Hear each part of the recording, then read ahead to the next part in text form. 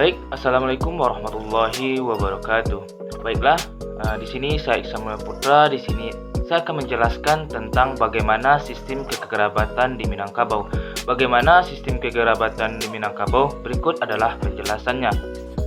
Yang pertama, sistem kekerabatan di Minangkabau disebut dengan sistem kekerabatan matrilineal. Sistem kekerabatan matrilineal di Minangkabau memiliki 7 ciri. Yang pertama, keturunan dihitung menurut garis ibu. Yang kedua, terbentuk menurut garis ibu.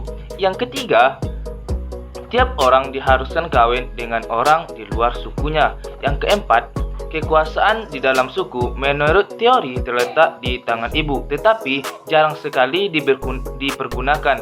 Sedangkan yang berkuasa dalam hal tersebut adalah saudara laki-laki dari ibu. Yang kelima yaitu perkawinan bersifat matrilokal, yaitu suami mengunjungi istrinya. Yang keenam, hak-hak dan pusaka diwariskan oleh mama kepada kemenakannya, dari saudara laki-laki ibu kepada anak dari saudara perempuan. Garis keturunan dan kelompok-kelompok masyarakat yang menjadi inti dari sistem kekerabatan matrilineal ini di Minangkabau adalah Parwi. Setelah Islam masuk ke Minangkabau, hal tersebut disebut dengan kaum. Secara garis besar, faktor-faktor yang mengikat kaum ini diantaranya adalah: yang pertama, orang sekaum adalah orang yang seketurunan. Yang kedua, orang sekaum sehina semalu.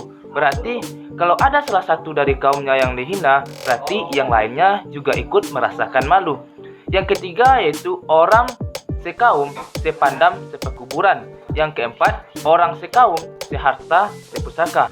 Selanjutnya, kita akan masuk kepada sistem perkawinan di Minangkabau.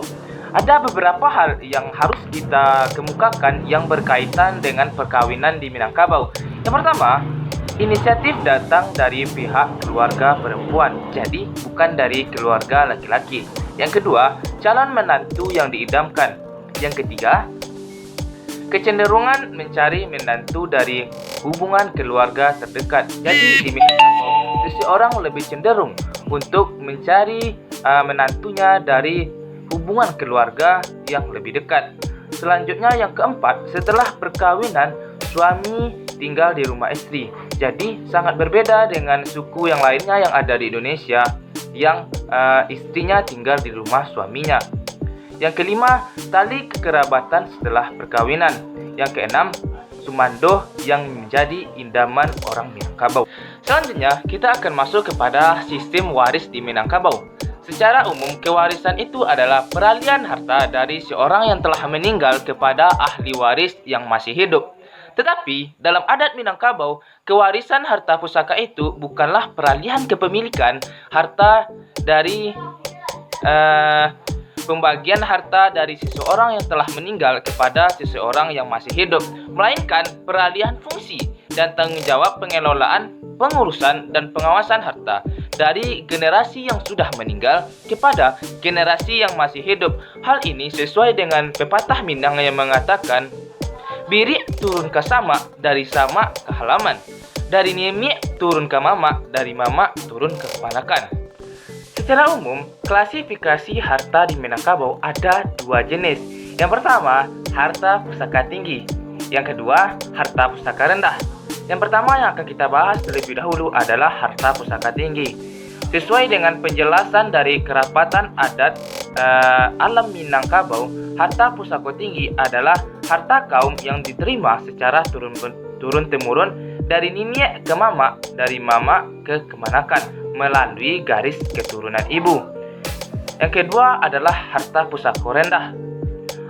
Harta pusaka rendah ini adalah segala harta yang didapat dari hasil usaha sendiri, termasuk di dalamnya adalah harta pencarian seorang suami dan istri. Selanjutnya kita akan masuk ke dalam sistem dan asas kewarisan harta di Minangkabau. Di sini kami mengambil dari menurut Hasairin, yang mana beliau mengemukakan ada 3 asas kewarisan yang ada di Indonesia. Yang pertama adalah sistem kewarisan individual, yaitu sistem kewarisan yang membagi harta peninggalan kepada orang perorangan sebagai ahli waris dan dibagi sama rata antar ahli warisnya. Yang kedua, sistem kewarisan mayorat, yaitu sistem kewarisan tunggal anak tertua dalam satu keluarga terhadap harta peninggalan atau sejumlah harta pokok dari keluarga tersebut. Selanjutnya yaitu yang ketiga, sistem kewarisan kolektif. Sistem kewarisan secara kelembagaan. Kelembagaan di sini maksudnya adalah keluarga sebagai salah satu kesatuan kekerabatan genealogis. Mungkin itulah penjelasan dari saya tentang sistem kekerabatan di Minangkabau. Jika masih ada teman-teman yang ingin bertanya, silahkan di komen di kolom komentar. Jangan lupa like and subscribe. Terima kasih. Kita ketemu lagi di pertemuan berikutnya. Assalamualaikum warahmatullahi wabarakatuh.